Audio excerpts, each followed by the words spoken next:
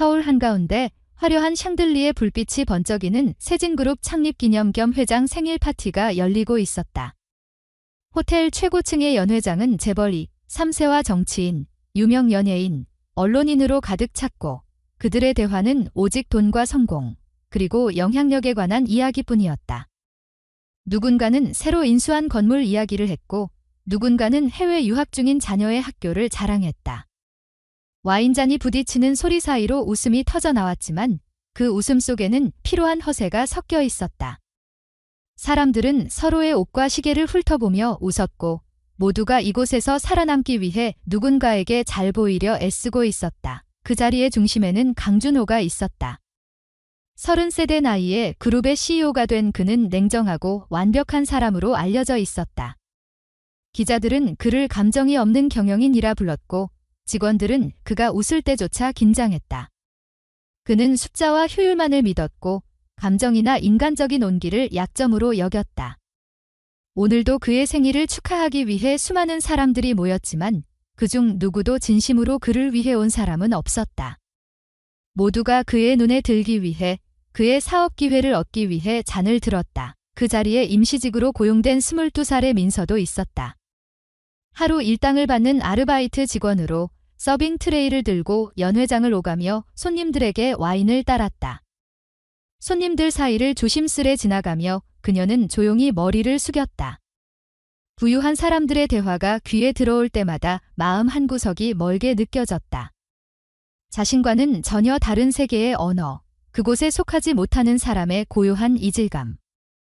그러나 그녀는 그날 일을 마치면 내일 어머니의 병원비를 낼 수 있다는 사실 하나로 버텼다. 준호는 그날 기분이 좋았다. 그룹이 추진하던 해외 투자 계약이 성사되었고 언론은 그를 한국의 차세대 리더라 불렀다.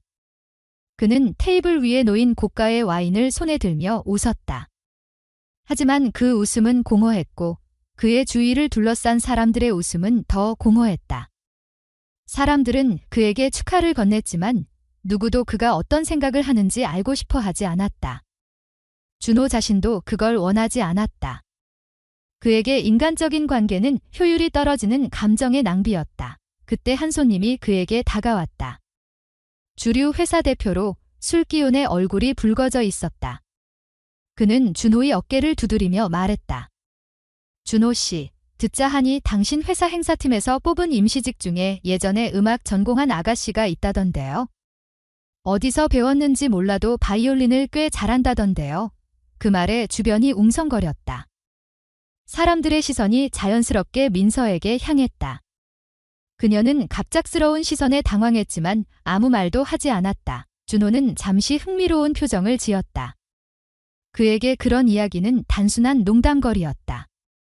바이올린이라 그는 가볍게 웃었다. 요즘은 알바도 예술을 하네 주위에서 몇몇이 따라 웃었다. 그리고 그 짧은 웃음이 새로운 장난으로 번졌다. 누군가가 장난스럽게 말했다. 그럼 한 곡 시켜보죠. 오늘 생일인데 음악이 빠지면 섭섭하잖아요. 사람들은 술에 취해 그 말에 호응했다. 좋아요, 좋다. 한번 들어봅시다. 웃음과 환호가 섞여 나왔다. 분위기는 이미 가벼운 조롱으로 기울어 있었다. 민서는 트레이를 든 채 멈춰섰다. 그 자리에 있던 누구도 그녀가 당황하고 있다는 것을 신경 쓰지 않았다. 사람들은 단지 새로운 구경거리를 원했을 뿐이었다. 준호는 와인잔을 내려놓고 의자에 기대 앉았다. 그의 눈빛에는 피로와 흥미가 동시에 깃들어 있었다. 그는 손가락으로 턱을 가볍게 만지며 말했다. 그럼 이렇게 하죠? 진짜로 바이올린을 잘 친다면 내가 직접 상을 주겠어요. 아니, 이렇게 합시다. 그는 입가에 미소를 지었다. 그 자리에서 연주하고 나를 감동시킨다면 내가 바로 결혼하겠어요. 그 말이 떨어지자마자 웃음소리가 폭발했다. 누군가는 와인잔을 들고 웃었고 누군가는 세상에 이런 일이라며 소리쳤다.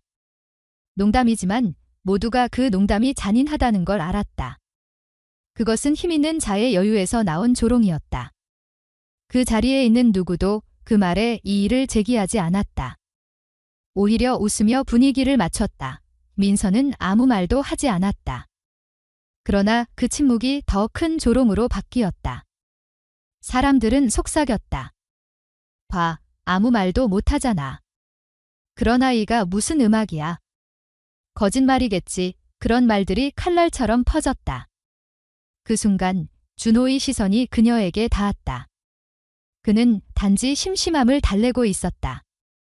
아무 의미 없는 도전, 아무 결과도 기대하지 않는 장난. 그러나 그 장난이 자신도 모르게 인생의 전환점이 될 줄은 몰랐다. 행사는 계속되었지만 분위기에는 묘한 긴장감이 감돌았다. 누군가는 여전히 웃었지만 누군가는 민서의 얼굴을 흘깃거리며 호기심을 감추지 못했다. 그녀는 그날 처음으로 세상 앞에서 완전히 벗겨진 듯한 기분을 느꼈다. 그들의 웃음은 그녀의 자존심을 짓밟았고 그녀의 과거를 무시했다. 하지만 그 순간에도 민서는 고개를 숙인 채 아무 말도 하지 않았다. 그저 끝나기만을 바랐다. 준호는 그런 그녀를 흘끗 보았다. 그리고 이유도 모른 채 마음 한구석이 찜찜했다. 그는 자신이 던진 말이 단지 농담이 아니라 누군가의 상처가 될 수 있다는 사실을 깨닫지 못했다. 아니, 깨달았더라도 신경 쓰지 않았을 것이다. 그는 그런 감정에 반응하지 않는 사람으로 살아왔으니까. 그러나 그날 밤 파티가 끝난 뒤에도 민서의 얼굴이 자꾸 떠올랐다. 눈에 띄지 않던 한 사람의 존재가 왜 이렇게 선명하게 남는지 알 수 없었다. 그녀는 단지 임시직 직원일 뿐이었고 다음 날이면 이름조차 잊힐 사람이었다.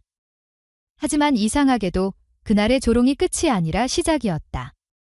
누구도 예상하지 못한 변화의 첫 장면이 바로 그 순간 조용히 열리고 있었다. 민서는 22살이었다. 몇 년 전까지만 해도 전주의 작은 예술대학교에서 바이올린을 전공하던 학생이었다. 사람들은 그녀를 조용하지만 성실한 아이로 기억했다. 누구보다 연습을 오래 하고 악보 한 장을 붙들고 새벽까지 남아있던 아이. 그녀의 꿈은 크지 않았다. 이름을 알리는 연주가가 되기보다 사람들에게 위로가 되는 음악을 하고 싶었다. 누군가의 마음속 고요한 공간에 닿을 수 있는 선율을 만들고 싶었다. 그런 마음은 어린 시절 아버지로부터 물려받은 것이었다. 민서의 아버지는 전주 남부시장에서 작은 악기 수리점을 운영했다. 낡은 현악기들이 그의 손을 거쳐 다시 노래를 부를 때마다 민서는 신기한 듯 지켜보았다. 아버지는 자주 말했다. 음악은 잘난 척하려고 하는 게 아니다. 살아가기 위해, 사람답게 숨쉬기 위해 필요한 거야. 그 말은 어린 민서에게는 잘 이해되지 않았지만 시간이 지날수록 마음속에 깊이 새겨졌다. 그러나 평범했던 나날은 너무 쉽게 무너졌다. 아버지는 어느 겨울 공장에서 악기 납품을 도와주다 사고를 당했다. 일용직 신분이라 보상도 받지 못했다. 그 사고로 다리를 다치고 이후 병원 신세를 지게 되었다. 치료비는 감당할 수 없을 정도로 늘어났고 어머니는 보험 대출까지 받았다. 가족은 하루아침에 빚더미에 올랐다. 민서는 학교를 다니면서도 아르바이트를 전전했다. 카페, 편의점, 학원 청소까지 하지 않은 일이 없었다.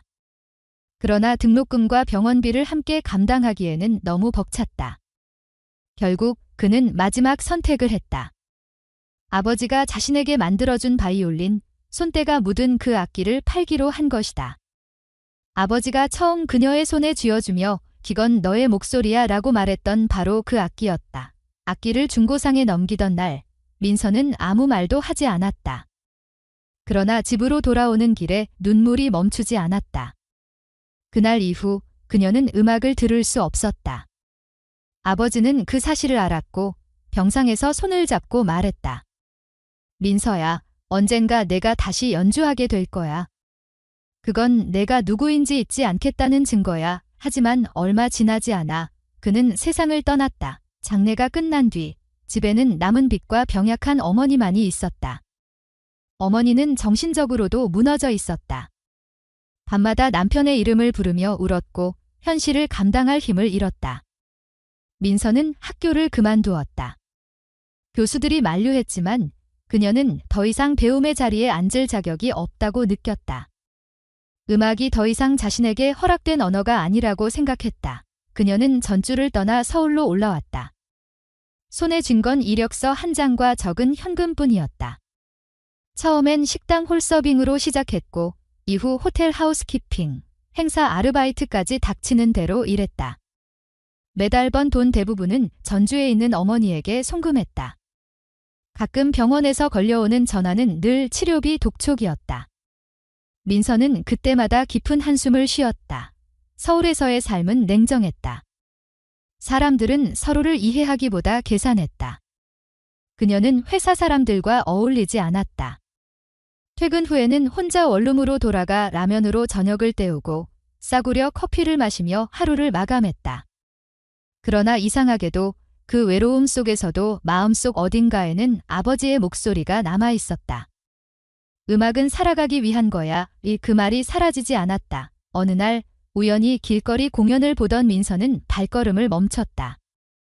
한 대학생이 바이올린을 연주하고 있었고 소리는 거칠었지만 진심이 느껴졌다. 그녀는 잠시 눈을 감았다. 그 순간 잊었던 기억들이 밀려왔다. 교정에서 친구들과 합주하던 날들, 교수의 칭찬, 아버지의 웃음. 그러나 눈을 뜨자마자 그 모든 기억이 멀어졌다. 현실이 너무 차가웠다. 그녀는 다시 이어폰을 꽂고 걸음을 재촉했다. 음악을 들을 자격이 없다고 스스로 다짐하며 몇 달 뒤 호텔 행사팀에서 단기직 모집 공고가 올라왔다. 시급이 다른 아르바이트보다 높았고 시간도 맞았다. 민서는 망설임 없이 지원했다. 경력란에는 음악 관련 학과 재학지라는 짧은 문장을 적었지만 그게 자신에게 불이익이 될 줄은 몰랐다. 담당자는 흥미롭다는 듯 물었다. 바이올린 전공이시라고요? 혹시 연주도 가능하세요? 그녀는 미소를 지으며 이제는 아니에요 라고만 답했다. 그렇게 호텔 행사장에서 일하게 된 첫날, 그녀는 묘한 감정을 느꼈다. 연회장 한쪽에는 실제로 고가의 악기들이 전시되어 있었고 그 중에는 자신이 팔았던 모델과 같은 형태의 바이올린이 있었다. 이름 모를 브랜드의 케이스를 보며 손끝이 떨렸지만 그녀는 고개를 돌렸다. 그건 과거의 자신이었고 지금의 그녀는 돈을 벌어야 하는 현실의 노동자였다. 민서는 늘 자신을 숨겼다. 사람들에게 과거를 묻는 질문이 나오면 그냥 평범했어요 라고 대답했다. 그 누구에게도 자신이 음악을 공부했었다는 사실을 밝히지 않았다. 그건 자존심 때문이 아니라 잊고 싶어서였다. 꿈을 말하면 그만큼 더 아프기 때문이다. 밤마다 일을 마치고 집으로 돌아오면 그녀는 잠들기 전에 노트를 꺼내어 하루의 지출을 계산했다.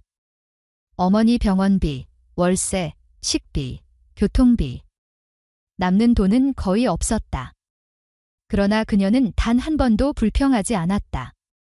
단지 하루라도 어머니가 덜 아프면 좋겠다고 생각했다. 그녀는 자신이 선택한 길이 옳다고 믿었다. 음악이 아닌 현실 속에서 살아남는 것이 지금의 목표였다. 하지만 마음 깊은 곳에서는 여전히 선율 하나가 미세하게 울리고 있었다. 그것은 아직 끝나지 않은 이야기의 흔적이었다. 그리고 그 선율이 다시 세상 앞에 모습을 드러내는 날이 멀지 않았다는 사실을 그녀는 아직 알지 못했다. 강준호는 어린 시절부터 세진그룹의 후계자로 자라났다. 아버지는 냉철한 경영자였고 어머니는 재벌가의 체면을 중시하는 사람이었다. 사랑보다는 성과가 먼저였고 감정보다는 결과가 중요했다. 집안의 식탁에서도 대화는 항상 숫자와 보고로 이어졌다. 초등학교 시절부터 그는 리더가 되려면 감정에 휘둘리지 말라는 말을 귀에 못이 박히도록 들었다. 웃을 때조차 이유가 있어야 했다. 실패한 감정 표현은 약점으로 취급됐다. 그는 성장하면서 사람을 관찰하는 법을 배웠지만 이해하려 하지 않았다. 학교에서는 성적이 완벽했고 대학에서는 유학을 통해 국제 경영을 배웠다. 누구보다 빠르게 목표를 세우고 달성했다. 세진그룹에 입사한 첫 해부터 임원들이 그를 경계했다. 그는 한 번 결정하면 끝까지 밀어붙였고 회의 자리에서 감정적인 판단을 내리는 사람을 가장 싫어했다. 효율과 수익이 그의 신념이었다. 아버지가 세상을 떠난 것은 그가 28이 되던 해였다. 장례식장에는 정치인과 재계 인사들이 줄지어 문상을 왔다. 조문객 중 누구도 진심으로 슬퍼하지 않았지만 모두가 정중한 미소를 지었다. 준호는 그들의 모습을 보며 깨달았다.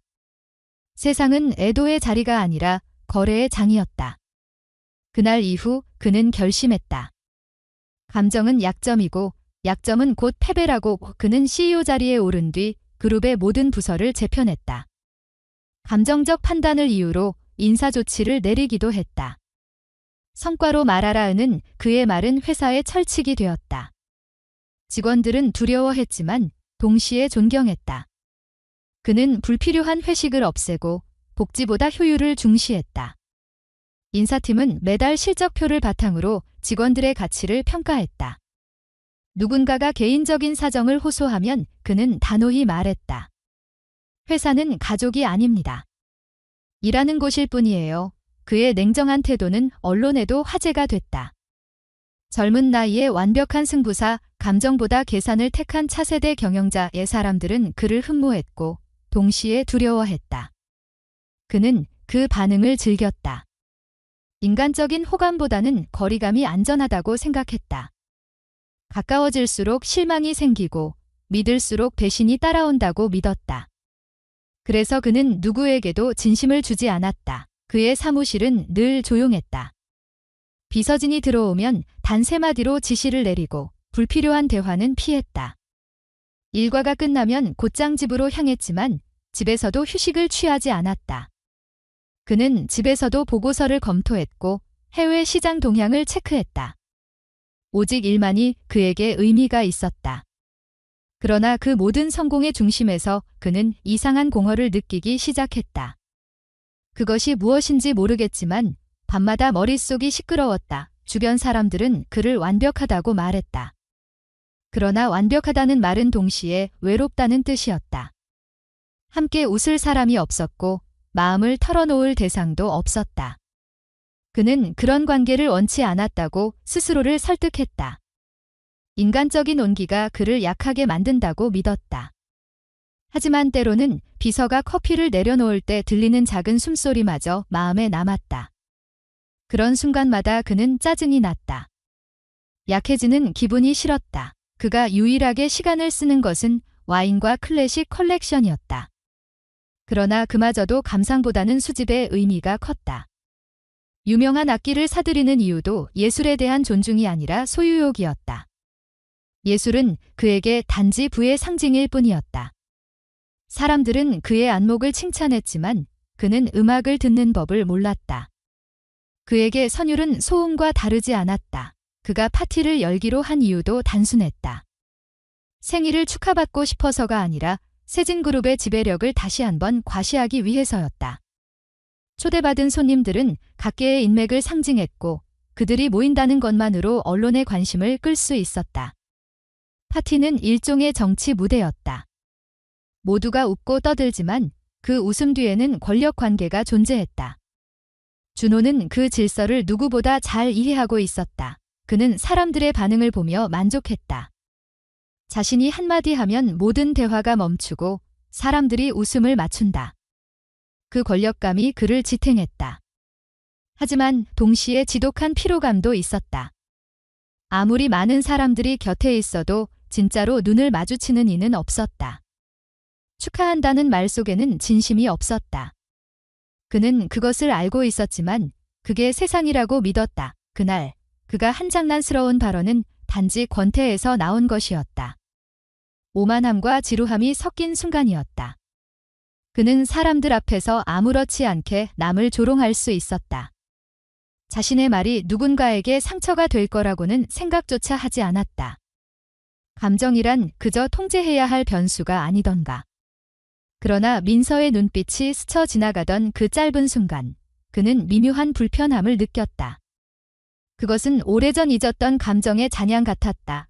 파티가 끝난 뒤 그는 차 안에서 조용히 창밖을 바라봤다. 불빛이 도로를 따라 흘러갔고 그의 머릿속에는 묘한 정적이 감돌았다. 웃음소리, 박수, 와인 향기. 그 모든 화려함이 사라지고 낮아 남은 건 공허였다. 성공과 부는 그에게 아무 감흥도 주지 못했다. 그는 자신이 가진 모든 것이 결국 자신을 감옥에 가두고 있다는 사실을 서서히 깨닫고 있었다. 그러나 그는 여전히 믿지 않았다. 세상은 냉정해야 돌아간다고 생각했다. 선의는 손해를 부르고 감정은 판단을 흐린다고 여겼다. 그래서 그는 마음이 흔들릴 때마다 스스로에게 되뇌었다. 좋은 사람으로 남아서는 살아남을 수 없다. 그 믿음은 오랫동안 그를 지탱해왔고 그는 그것이 진리라고 확신했다. 하지만 그날 밤 그가 무심코 던진 한마디가 누군가의 인생을 바꾸고 동시에 그의 믿음을 흔들게 될 줄은 아직 몰랐다. 감정이란 결코 완전히 지워지지 않는다는 사실을 그는 곧 깨닫게 될 것이었다. 민서는 술과 웃음이 뒤섞인 공간 한가운데에서 멈춰 서 있었다. 사람들의 시선이 한꺼번에 자신을 향하고 있었다. 누군가는 재미있다는 듯 팔짱을 끼고 있었고 누군가는 입가에 비웃음을 띄었다. 그녀가 단 한마디도 하지 않자 분위기는 더 가벼워졌다. 그들의 조롱은 장난처럼 포장됐지만 그 안에는 명확한 위계가 있었다. 돈과 권력 앞에서 감히 아무 말도 할 수 없는 사람. 그게 민서였다. 준호는 와인잔을 손에 든 채 그녀를 바라보았다. 그는 여전히 여유로워 보였다. 마치 작은 실험을 지켜보는 사람처럼 결과가 이미 정해져 있다는 듯한 표정이었다. 그의 머릿속엔 이 장면이 단지 또 하나의 해프닝으로 남을 거라는 확신이 있었다.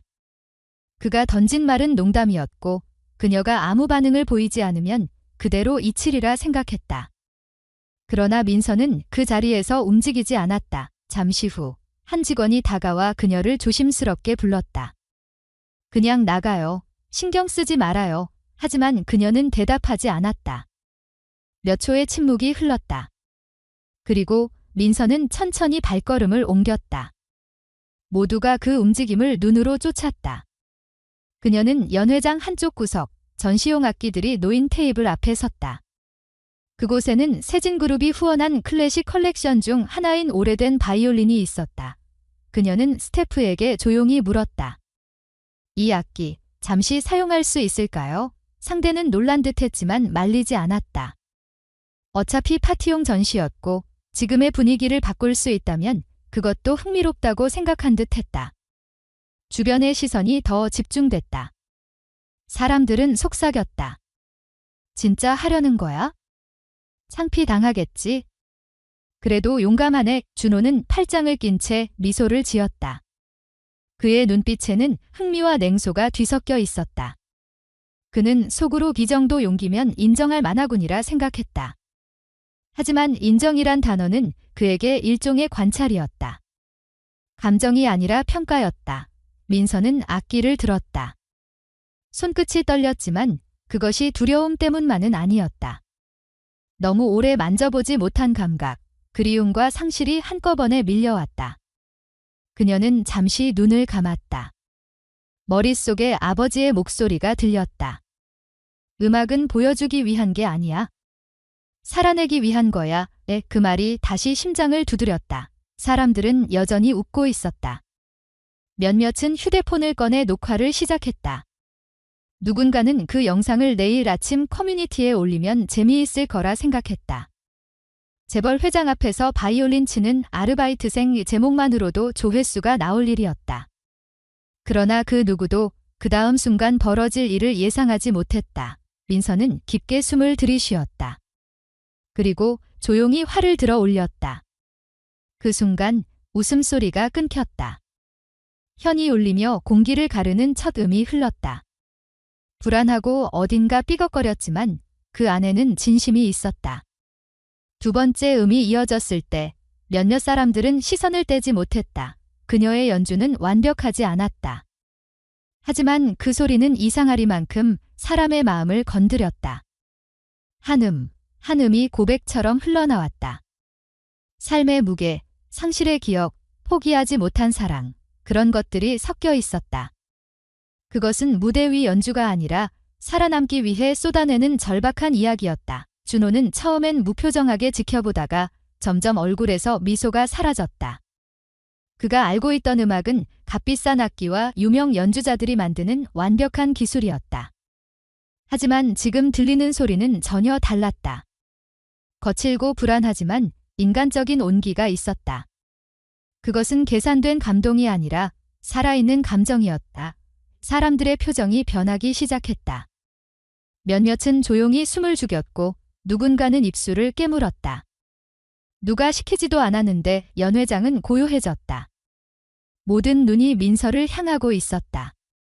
그 고요함 속에서 그녀의 연주는 더 깊어졌다.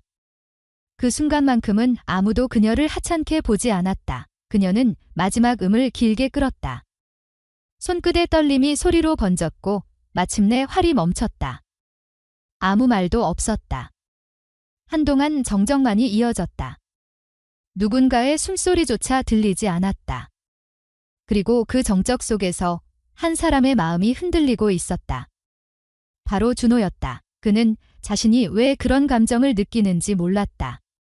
부끄러움, 혹은 후회, 아니면 혼란. 마음속이 뒤집히는 기분이었다.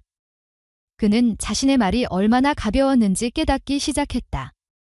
농담이라고 생각했던 한 문장이 누군가의 상처를 건드렸다는 걸 그제야 알았다. 민서는 천천히 악기를 내려놓았다. 박수도 환호도 기대하지 않았다. 그녀는 고개를 살짝 숙이고 조용히 말했다. 감사합니다. 그리고 그 말 한마디를 남긴 채 자리에서 물러났다. 한참 뒤에야 연 회장에는 박수가 터져나왔다. 하지만 그 박수는 웃음 섞인 흥미가 아니라 묘한 감정의 흔적이었다. 일부는 진심으로 감동했고 일부는 당황했다. 사람들은 서로를 바라보며 아무 말도 하지 못했다. 누군가는 눈가를 훔쳤다. 준호는 자리에서 일어나지 못했다. 그의 머릿속에는 연주의 잔향이 남아있었다. 오만함으로 꽉 채워졌던 마음 한구석에 이상한 울림이 번졌다. 그는 처음으로 자신이 얼마나 공허한 사람인지 느꼈다. 지금껏 쌓아온 모든 성공과 자존심이 무게를 잃어버린 듯했다. 그날 밤의 장면은 이후 오랫동안 그의 기억 속에 남았다. 사람들은 그것을 단순한 해프닝으로 잊었지만 준호에게는 그게 아니었다. 그는 그날 처음으로 진간이라는 단어를 다시 떠올렸다. 그리고 마음속 어딘가에서 오래 잠들어 있던 감정이 천천히 깨어나기 시작했다. 그날 밤 강준호는 파티가 끝난 뒤 누구보다 먼저 자리를 떴다. 주변에서는 여전히 웃음소리가 퍼지고 있었지만 그의 귀에는 아무것도 들리지 않았다.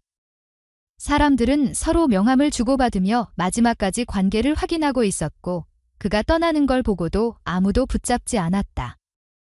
그에게는 언제나 그랬다. 그는 늘 중심에 있었지만 동시에 아무도 그를 필요로 하지 않았다. 운전기사가 도착한 차 문을 열었을 때 그는 잠시 멈칫했다. 마음속이 이상하게 무거웠다. 이유를 알 수 없는 피로감이 몰려왔다. 그가 한마디 장난처럼 던졌던 말이 계속 귓가에 맴돌았다. 바이올린을 잘 치면 내가 결혼하겠어요. 그 말이 그렇게 잔인하게 들릴 줄은 몰랐다. 차가 출발했지만 그의 시선은 창밖으로 향하지 않았다. 머릿속에는 민서의 연주가 계속 울렸다. 그가 살고 있는 펜트하우스는 서울의 야경이 한눈에 들어오는 고급 주거지였다. 문을 열자 자동으로 불이 켜지고 정적이 공간을 채웠다. 그는 외투를 벗지도 않은 채 거실로 들어갔다. 집 안은 늘 깨끗했고 냉장고에는 항상 정해진 브랜드의 음료만 들어 있었다. 그러나 오늘 그 고요함이 낯설었다. 그는 소파에 앉아 손목시계를 풀었지만 마음은 더 조여왔다. 그는 와인 한 병을 꺼내 잔에 따랐다. 잔이 반쯤 찼을 때 그는 그만 멈췄다. 술 냄새가 역겨웠다. 머릿속엔 계속 그 소리가 들렸다. 완벽하지 않지만 진실했던 소리, 기술이 아닌 마음으로 울리던 현의 진동. 그 소리가 자신의 가슴 어딘가를 찔렀다. 그는 잔을 내려놓았다. 그리고 처음으로 생각했다. 내가 지금까지 이룬 모든 게 대체 무슨 의미였을까? 그는 일로 성공을 쌓아왔지만 그 모든 과정이 사람을 버리고 감정을 버린 결과였음을 알고 있었다. 효율을 위해, 냉정함을 위해 그는 스스로 인간적인 부분을 잘라냈다. 그런데 그날 밤, 한 젊은 여자의 연주가 그 모든 벽을 깨뜨려 버렸다. 억지로 무시하려 했지만 그 소리는 사라지지 않았다. 침실로 들어와도 잠이 오지 않았다. 그는 침대에 누워 천장을 바라보았다. 눈을 감으면 그녀의 표정이 떠올랐다. 무대 위에서가 아니라 자신이 던진 조롱 앞에서도 무너지지 않던 얼굴. 그것은 두려움이 아닌 단단한 침묵이었다. 그 침묵이 그를 괴롭혔다. 자신은 단 한 번도 그런 눈빛으로 세상을 본 적이 없었다. 그는 핸드폰을 들어 직원 명단을 확인했다. 호텔 행사팀 계약직 명단에 듐민서라는 이름이 있었다. 그는 담당 비서에게 메시지를 보냈다. 그 직원, 내일 찾아오게 하세요. 그러나 다음 날 아침, 비서가 가져온 보고서에는 단 한 줄의 메모가 있었다. 행사 종료 후 퇴사 처리 완료. 남긴 소지품 없음. 그는 순간 멍해졌다. 없다고요. 비서는 조심스럽게 말했다. 네, 파티가 끝난 직후 바로 퇴근했습니다. 다음 날부터 출근하지 않았습니다. 택배 반송도 없고 연락처도 비워둔 상태입니다. 그녀는 잠시 망설이다가 작은 종이 하나를 꺼냈다. 이건 회의실 청소 중 발견된 명찰입니다. 명찰에는 듐민서 템퍼레리 스태프라고 적혀 있었다. 하얀 플라스틱 테두리에 작은 흠집이 있었다. 그는 그 명찰을 한동안 바라보다가 손으로 뒤집었다. 아무 흔적도 없었다. 단지 이름만 남은 조각이었다. 그 단순한 물건이 이상하게도 그의 가슴을 짓눌렀다. 그날 오후 그는 일정이 잡혀 있었지만 모두 취소했다. 비서는 이유를 묻지 않았다. 그는 아무 말도 하지 않은 채 창가에 서 있었다. 도시의 빛이 번져가는 오후, 그는 처음으로 자신의 일상이 얼마나 비현실적인지 깨달았다. 바쁘게 돌아가는 숫자와 보고서, 그 속에는 아무 생명도 없었다. 그는 그동안 사람을 잃어도 눈 하나 깜빡이지 않았다.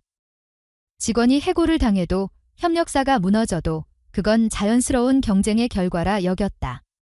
하지만 지금 마음 한구석이 무너지고 있었다. 그것은 패배감도 분노도 아니었다. 단지 깊은 공허였다. 그날 밤 그는 다시 술을 따르지 않았다. 대신 거실에 스피커를 켰다. 오랜만에 클래식 음반 하나를 찾아 재생했다. 예전엔 음악을 듣는다는 게 단지 배경소음이었지만 지금은 달랐다. 그러나 아무리 들어도 그날 밤 들었던 그 소리는 나오지 않았다. 음은 완벽했지만 온기가 없었다. 그는 스피커를 껐다. 정적이 흘렀다의 새벽이 되자 그는 책상에 앉아 노트북을 켰다. 호텔 인사팀에 직접 메일을 보냈다. 윤민서라는 직원의 연락처를 찾을 수 있을까요? 돌아온 답장은 간단했다. 계약직 파견 인력으로 파견 종료 후 모든 정보가 삭제되었습니다. 그는 메일을 읽고도 한동안 손을 움직이지 못했다. 이름 3글자가 눈에 박혀 떠나지 않았다. 윤민서. 그는 사람의 이름을 잘 외우지 못하는 사람이었다. 그런데 이번만큼은 달랐다. 그 이름을 잊고 싶지 않았다. 아니, 잊을 수 없었다. 하루가 지나고 또 하루가 지났다. 그는 일상으로 돌아가려 했지만 집중할 수 없었다. 보고서를 읽다가도 문득 현악기의 울림이 들리는 듯했고 회의 중에도 그녀의 표정이 떠올랐다. 자신이 왜 이렇게 된 건지 이해할 수 없었다. 단 한 번의 만남, 단 한 번의 연주가 사람의 내면을 이렇게 흔들 수 있다는 사실이 믿기지 않았다. 며칠 후 그는 스스로에게 물었다. 나는 지금 무엇을 찾고 있는가의 대답은 나오지 않았다. 단지 마음속 어딘가에서 알 수 없는 갈망이 피어오르고 있었다. 그 갈망이 무엇을 향한 것인지 그는 아직 몰랐다. 그러나 분명한 건 그날 이후로 그의 삶이 이전과 같을 수 없다는 사실이었다. 그는 책상 위 명찰을 다시 집어들었다. 하얀 플라스틱 표면이 조용히 빛났다. 그 안에 담긴 단 한 사람의 흔적이 그의 세상을 흔들고 있었다. 그리고 그는 그 흔적을 놓을 수 없다는 걸 알았다. 일주일이 흘렀다. 강준호는 그 사이에도 일상으로 돌아가려 애썼다. 회의는 여전히 많았고 사람들은 여전히 그의 눈치를 보았다. 보고서 위 숫자는 늘 완벽했지만 마음은 허전했다. 회사의 성과가 좋아도 기쁨이 없었고 투자 성공 소식이 들려와도 무덤덤했다. 그는 스스로에게 말했다. 이건 단지 피로감일 뿐이다. 그러나 그것이 피로 때문이 아니라는 것을 그는 점점 알아가고 있었다. 그날은 일요일이었다.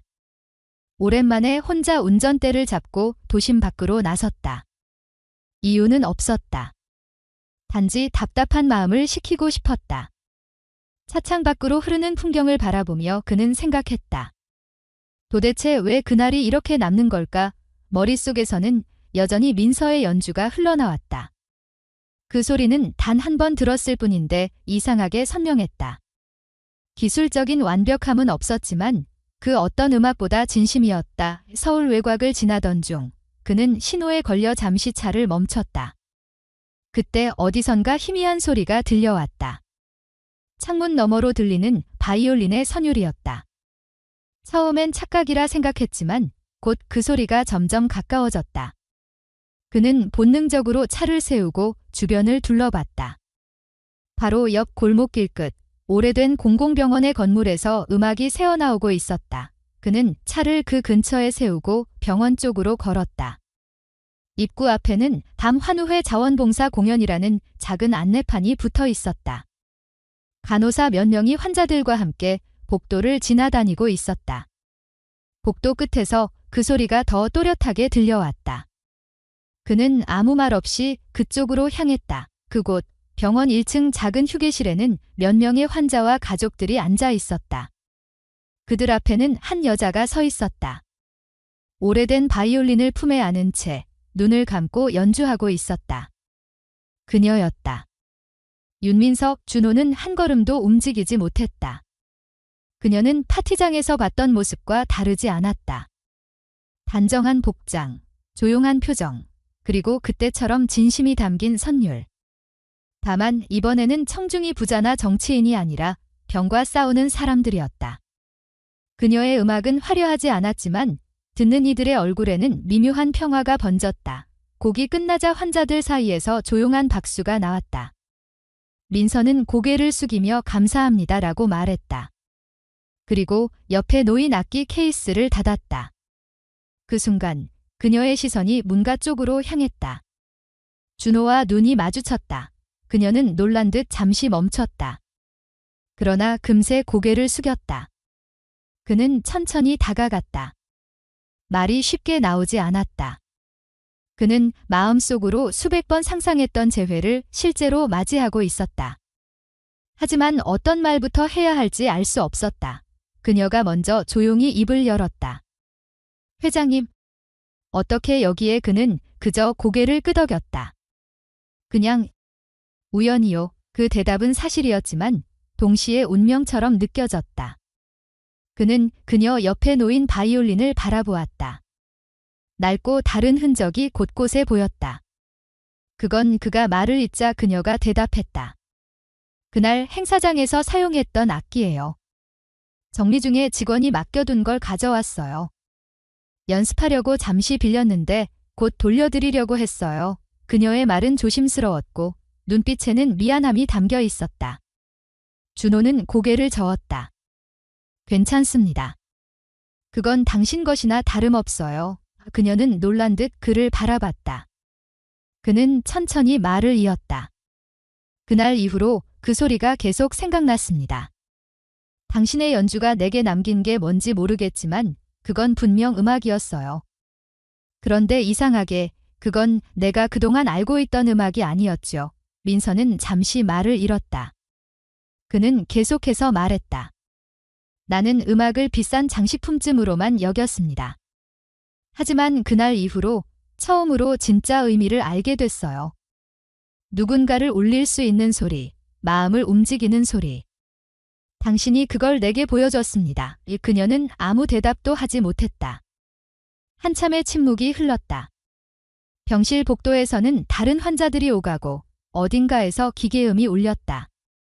그러나 그 둘 사이에는 그 어떤 소리도 닿지 않았다. 그녀는 조용히 악기 케이스를 열었다. 이건 원래 제 것이 아니에요? 회장님이 주신 악기니까 다시 돌려드리겠습니다. 그녀의 손끝이 케이스 위를 스쳤다. 하지만 준호는 그 손을 막았다. 아니요. 그건 당신이 살린 악기입니다. 나에게 있을 때는 그저 장식품이었지만 당신 손에 있을 때는 살아 있었어요. 민서는 그 말을 듣고 천천히 시선을 내렸다. 그는 덧붙였다. 나는 그날 당신을 통해 내가 얼마나 공허한 사람인지 알았습니다.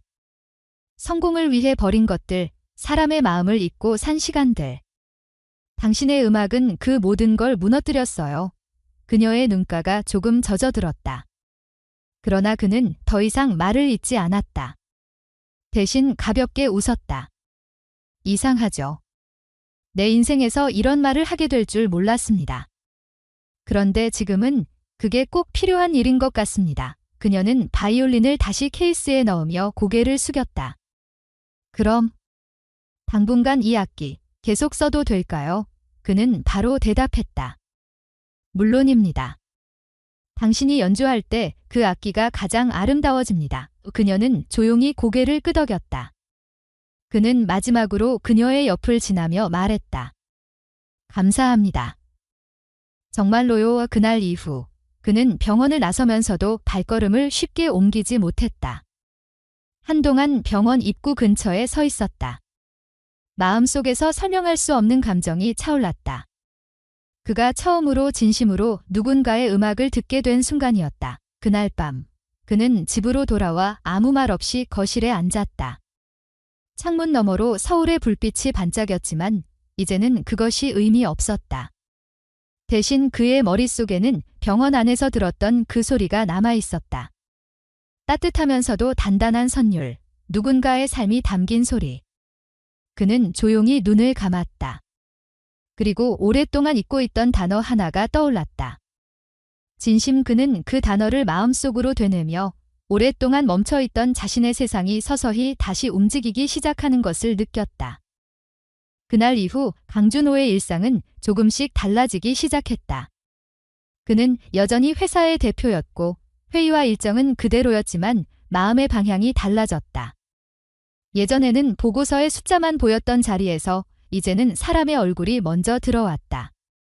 직원들이 피곤해 보이면 이유를 물었고 회의 중에도 상대의 말을 끝까지 들었다. 처음엔 비서실이 당황했다. 하지만 곧 그가 변하고 있다는 것을 모두가 느꼈다. 어느 날 밤 그는 자신의 서재에서 오래된 투자 보고서를 꺼냈다. 그 안에는 과거 자신이 승인한 사업 목록이 빼곡히 적혀 있었다. 대형 개발, 부동산, 금융, 해외 투기 프로젝트. 그 중에는 지역 사회를 망가뜨리고 예술학교를 철거해 얻은 이익도 있었다. 예전엔 효율이라 여겼던 것들이 이제는 상처로 보였다. 그는 조용히 펜을 내려놓았다. 그가 세운 성공이 누군가의 삶을 지어온 것임을 깨달았다. 그는 다음 날부터 직접 움직였다. 회사의 부대표와 상의 없이 일부 투자 프로젝트를 중단했다. 수익 손실이 클 거라는 보고가 이어졌지만 그는 단호했다. 이익보다 중요한 게 있다. 그 말이 처음으로 회의실에 울려 퍼졌다. 사람들은 놀랐지만 아무도 반박하지 못했다. 그는 이어서 말했다. 우리가 돈을 버는 이유는 사람을 위해서입니다. 그것을 잊으면 아무 의미가 없습니다. 며칠 뒤 그는 하모니 재단 하어머니 파운데이션 설립을 발표했다. 기자회견에서 그는 짧게 말했다. 음악은 인간의 마음을 잇는 언어입니다. 그 언어를 배울 기회를 잃은 아이들에게 새로운 길을 만들고 싶습니다. 기자들은 그 변화가 놀라웠다.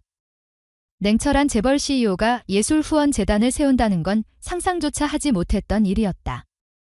하지만 준호에게는 그것이 당연한 선택이었다. 그는 재단 설립 초기부터 모든 과정을 직접 챙겼다. 후원금이 흘러가는 방향, 장학금 지급 대상, 강사 선정까지 세심하게 검토했다. 그러던 중 그는 자연스럽게 한 사람을 떠올렸다. 윤민서였다. 병원에서 본 그녀의 눈빛, 그리고 아이들에게 들려주던 따뜻한 연주. 그는 문득 생각했다. 이 일을 함께 할 수 있다면 좋겠다. 며칠 후 재단 사무국에서 그녀에게 연락을 했다. 처음엔 그녀가 놀랐다. 제가요. 그녀는 자신이 그런 자리에 어울리지 않는다고 생각했다. 하지만 재단 측은 분명히 말했다. 회장님이 직접 추천하셨습니다. 이민서는 망설이다가 결국 수락했다. 첫 번째 음악센터는 서울 외곽의 한 폐교 건물을 리모델링해 만들어졌다. 아이들을 위한 음악 교육 공간이자 무료 악기 대여소였다. 민서는 그곳에서 첫 수업을 맡았다. 처음 오는 아이들은 대부분 악기를 잡아본 적도 없었다. 그러나 그녀는 한 명 한 명의 손을 잡고 처음 활을 긋는 법부터 가르쳤다. 아이들은 점점 변화했다. 수줍던 아이가 웃음을 되찾고 불안했던 아이가 자신감을 얻었다. 그녀는 매 수업이 끝날 때마다 아이들에게 말했다. 음악은 잘하는 게 중요한 게 아니에요. 그냥 마음으로 하는 거예요. 그 말은 과거 아버지가 자신에게 해주던 말과 같았다. 강준호는 한 달에 한 번씩 센터를 찾았다. 그는 조용히 뒤쪽에 앉아 수업을 지켜보았다. 민서가 아이들에게 미소를 건넬 때, 아이들이 악기를 맞추며 웃을 때, 그는 설명할 수 없는 따뜻함을 느꼈다. 자신이 처음으로 돈을 사람을 위해 썼다는 실감이 들었다. 어느 날 수업이 끝난 뒤 그는 민서에게 다가갔다. 그녀는 아이들이 떠난 교실을 정리하고 있었다. 그는 잠시 머뭇거리다 말했다. 이 공간이 살아있다는 게 느껴집니다. 그녀는 고개를 들었다. 아이들이 있어서 그래요. 이 아이들은 음악을 통해 세상을 보는 법을 배우고 있어요. 그의 눈빛이 잠시 흔들렸다. 그 말, 예전에 당신이 내게 해준 것 같네요. 그녀는 웃었다. 저는 아무 말도 안 했어요. 그날은 그냥 연주했을 뿐이에요. 그는 그 말에 고개를 끄덕였다. 맞아요. 하지만 그 연주가 내 인생을 바꿨습니다. 그 대화는 길지 않았지만 그 안에는 진심이 담겨 있었다. 두 사람 사이에는 말로 설명할 수 없는 이해가 있었다. 사랑이란 단어가 필요하지 않았다. 서로의 삶을 통해 이미 마음이 닿아 있었기 때문이다. 그 후로도 재단은 빠르게 성장했다. 전국 여러 지역에 하모니 센터가 세워졌고 민서는 그 교육 프로그램의 책임자로 임명되었다. 언론에서는 그녀를 가난한 아이들의 음악 선생님기라고 불렀고 사람들은 그녀의 이야기에 감동했다. 그러나 그녀는 여전히 조용했다. 자신을 내세우기보다 아이들이 빛나는 모습을 보여주는 데 집중했다. 준호는 그런 그녀를 볼 때마다 묘한 감정을 느꼈다. 감사, 존경, 그리고 어쩌면 사랑. 하지만 그는 그 감정을 서두르지 않았다. 그가 배운 것은 진심은 말보다 행동으로 증명되는 것이라는 사실이었다. 그는 종종 자신이 왜 이렇게까지 변했는지를 생각했다. 그리고 늘 같은 결론에 도달했다. 그날의 음악 때문이다. 그녀의 연주는 단순한 사건이 아니라 그의 인생을 다시 시작하게 만든 시작점이었다. 시간이 흘러 재단의 첫 창립 기념식이 열렸다. 수많은 사람 앞에서 그는 짧은 연설을 했다. 제가 이 재단을 세운 이유는 단 하나입니다. 제게 잊을 수 없는 음악을 들려준 한 사람이 있었기 때문입니다. 그 음악은 내게 인간의 온기를 가르쳐줬습니다. 그는 고개를 돌려 민서를 바라봤다. 그녀는 조용히 고개를 숙였다. 그날 밤 그는 메모 한 장을 남겼다. 사람은 돈으로 움직이지 않는다. 마음으로 움직인다. 그 문장은 그의 삶의 원칙이 되었다. 그리고 그는 알았다. 자신이 지금 서 있는 이 길이야말로 진정한 성공이라는 것을. 그들의 관계는 여전히 단단한 침묵 속에 있었다. 화려한 말도 약속도 없었지만 서로의 존재가 곁에 있다는 사실만으로 충분했다. 세상은 변하지 않았지만 그들은 변했다. 그리고 그 변화는 음악처럼 조용하지만 강하게 세상에 퍼져나가고 있었다. 새해가 흘렀다. 시간은 빠르게 흘렀지만 그들이 만들어온 길은 단단하게 남아 있었다. 하모니 재단은 전국 여러 도시로 확장되었고 수백 명의 아이들이 그곳에서 음악을 배우고 있었다. 악기를 처음 잡아보던 아이들이 무대에 서기 시작했고 그중 몇몇은 장학금을 받아 유학의 기회를 얻었다. 민서는 여전히 그 현장의 중심에 있었다. 그녀는 아이들을 가르치며 음악을 통해 인간의 마음을 잇는 일을 멈추지 않았다. 그해 겨울, 재단은 창립 3주년을 기념하며 자선 콘서트를 열기로 했다. 장소는 서울 예술의 전당 대공연장. 목적은 단 하나, 더 많은 아이들에게 악기를 선물하기 위한 모금이었다. 민서에게는 특별한 의미가 있었다. 그날 연주할 곡이 바로 3년 전 그녀가 처음 준호 앞에서 연주했던 그 곡이었기 때문이다. 공연 당일 객석은 이미 만석이었다. 기업 관계자와 사회 인사들뿐 아니라 하모니 센터 출신의 학생들과 그 가족들도 자리를 채웠다. 아이들은 두근거리는 마음으로 무대를 바라보았다. 그 무대 위에는 자신들의 선생님 윤민서가 설 예정이었다. 무대 뒤에서 민서는 조용히 악기를 꺼냈다. 여전히 오래된 악기였다. 몇 번의 수리를 거쳤지만 여전히 처음 그날의 손때와 흔적이 남아 있었다. 그녀는 화를 쥐며 숨을 고르고 손끝에 닿는 온기를 느꼈다. 그 악기는 이제 단순한 나무가 아니라 그녀의 인생이었다. 그리고 그 악기의 옆에는 언제나 그 사람의 이름이 남아 있었다. 조명이 꺼지고 공연의 시작을 알리는 안내 방송이 흘렀다. 사회자가 무대 중앙으로 나와 말했다. 오늘의 마지막 순서, 하모니 재단의 첫 번째 강사이자 현재 음악감독인 윤민서 선생님께서 직접 연주를 들려주십니다. 객석의 조명이 천천히 어두워졌다. 민서는 조용히 걸어 나왔다. 그녀의 이름이 호명되자 아이들이 작은 목소리로 환호했다. 무대 중앙에 선 그녀는 깊게 고개를 숙였다. 그리고 천천히 악기를 들어 올렸다. 그 순간 시간은 멈춘 듯 고요해졌다. 첫 음이 울렸다. 소리는 단정하고 맑았다. 그 안에는 지난 세월이 녹아 있었다. 아버지를 잃었던 날, 학교를 떠나야 했던 순간, 서울에서의 외로운 시간들, 그리고 누군가를 통해 다시 세상을 배우게 된 날, 모든 감정이 하나의 선율로 엮였다. 관객들은 숨을 죽였다. 소리는 점점 깊어졌고 그 안에는 따뜻함이 깃들었다. 고통 속에서도 피어난 희망, 상처 위에 놓인 위로, 그런 것들이 음악으로 흘러나왔다. 아이들은 눈을 반짝이며 선생님의 손끝을 바라보았다. 그들에게 음악은 이제 멀리 있는 꿈이 아니었다. 첫 번째 악절이 끝날 무렵, 민서는 객석 쪽으로 시선을 돌렸다. 맨 앞줄 한가운데 강준호가 앉아 있었다. 그는 세련된 정장을 입고 있었지만 예전의 냉정한 얼굴은 아니었다. 그의 표정에는 오랜 세월이 만든 부드러움이 있었다. 두 눈이 마주쳤을 때 민서는 미소를 지었다. 그 미소는 짧았지만 새해 동안 이어온 모든 이야기를 대신했다. 연주는 계속되었다. 그녀의 손끝에서 흘러나오는 음은 마치 대화처럼 느껴졌다. 말없이 서로에게 건네는 감사의 인사, 세상이 가르쳐주지 못한 온기의 증거였다. 객석 어딘가에서 울음이 터졌다. 음악은 기술이 아니었다. 그것은 인간의 마음을 닿게 하는 달이었다. 마지막 음이 울렸다.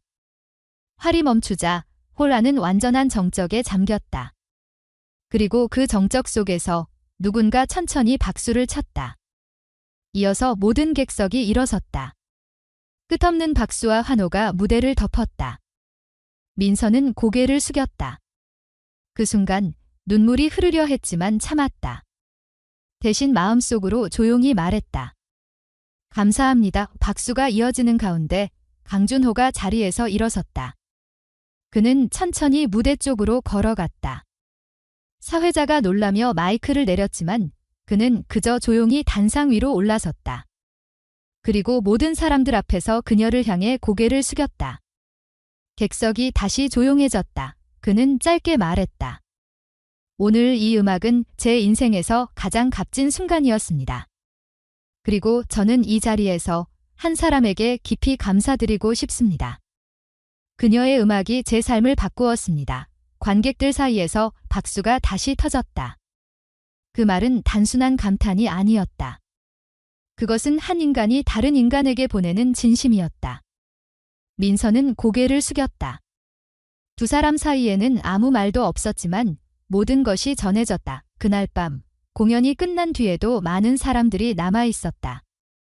학생들은 무대 앞에서 사진을 찍었고 기자들은 기사를 송고했다. 세진그룹 회장, 음악으로 세상을 바꾸다. 가난한 아이들의 선생님, 윤민서의 기적. 그러나 두 사람은 그런 시선 속에서도 조용했다. 이 무대 뒤편, 그는 다시 그녀를 만났다. 수고하셨습니다. 그 한마디에 그녀는 미소를 지었다. 이 악기, 오늘 소리가 더 깊었어요. 그는 그 말을 듣고 잠시 고개를 끄덕였다. 당신이 그렇게 만든 겁니다. 그녀는 악기 케이스를 닫으며 말했다. 회장님, 그날 제게 던졌던 말 기억하시죠?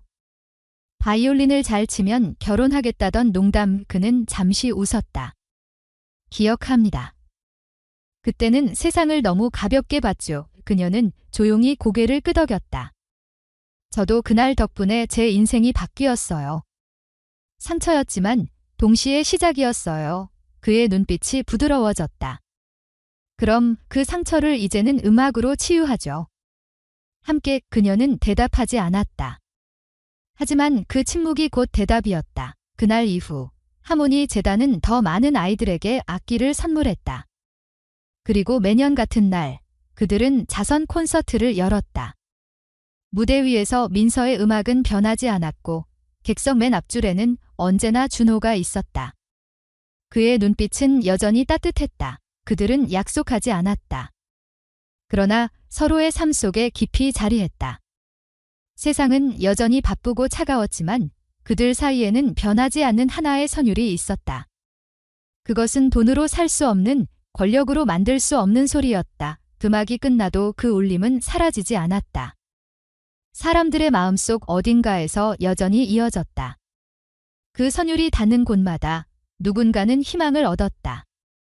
그리고 그 희망은 조용히 세상을 바꾸고 있었다. 그날 밤 예술의 전당 불빛 아래서 두 사람은 잠시 마주 섰다. 말없이 웃었고 서로의 눈을 보았다. 세상은 그들을 알아보지 못했지만 그건 중요하지 않았다. 그들에게는 단 한 가지 진실만이 남아 있었다. 음악은 결국 사람을 잇는 일이라는 것, 그리고 그 진심 하나로 두 사람의 세상이 완성되었다는 것. 오늘 이야기를 끝까지 들어주신 모든 분들께 진심으로 감사드립니다. 오늘의 이야기는 단지 한 사람의 인생이 아니라 우리 모두가 잊지 말아야 할 마음의 울림이었습니다. 음악은 단순한 소리가 아니라 서로의 마음을 잇는 달이라는 것을 다시 한번 느끼게 되었습니다. 누군가의 진심은 세상을 바꿀 수 있고 작지만 따뜻한 행동 하나가 또 다른 사람의 삶을 비추는 빛이 될 수 있습니다. 이 이야기를 통해 여러분의 하루에 작은 위로와 용기가 전해졌다면 그걸로 충분합니다. 우리 채널은 이런 진심 어린 이야기들을 계속 전하고자 합니다. 여러분의 한 번의 관심과 응원이 다음 이야기를 만드는 힘이 됩니다. 좋았다면 좋아요를 눌러주시고 느낀 점이나 마음에 남은 생각을 댓글로 나눠주세요. 그리고 구독을 통해 앞으로 함께할 이야기들도 꼭 함께 해주시길 바랍니다. 여러분 한 분 한 분의 따뜻한 마음이 모여 세상이 조금 더 따뜻해질 거라 믿습니다. 오늘도 귀한 시간 함께 해주셔서 진심으로 감사드립니다. 다음 이야기에서 다시 만나 뵙겠습니다.